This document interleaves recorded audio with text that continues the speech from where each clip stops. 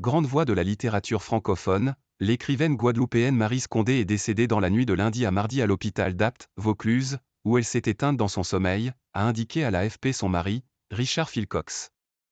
Née à Pointe-à-Pitre le 11 février 1934, Maryse Condé a abordé dans une trentaine de livres l'Afrique, l'esclavage et les multiples identités noires. Elle était également très connue aux États-Unis, où elle a vécu 20 ans à New York et ouvert et dirigé à l'Université de Columbia un centre d'études francophones. J'ai toujours travaillé avec elle dans ses différentes maisons d'édition, et j'étais profondément admiratif de son rayonnement, de son courage. Elle a donné l'envie à énormément d'écrivains de se lancer et de combattre avec elle, a réagi auprès de l'AFP son éditeur, Laurent Lafont. Ce n'est qu'à l'âge de 42 ans, après 12 années de vie et d'épreuves, en Afrique et grâce à son nouveau compagnon, Richard Philcox, qui deviendra son traducteur, qu'elle se met à écrire.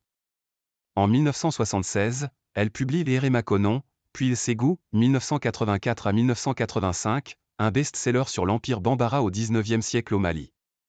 Elle est aussi l'autrice de Déshydrada et son nom avait été cité plusieurs fois pour le prix Nobel de littérature. Maryse a d'abord été mon professeur.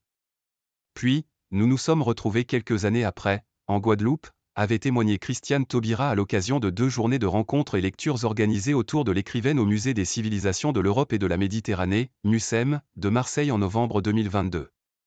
C'est une amitié qui s'est nourrie de rencontres à Paris, en Guyane, avait ajouté la femme politique guyanaise. Maryse Condé vivait à Gordes, petit village provençal du Vaucluse, dans le sud de la France. Atteinte d'une maladie neurodégénérative, elle y avait posé ses valises avec son mari dans les années 1980. C'est laquelle avait dicté son dernier livre à une amie, L'Évangile du Nouveau Monde, sa réécriture du Nouveau Testament.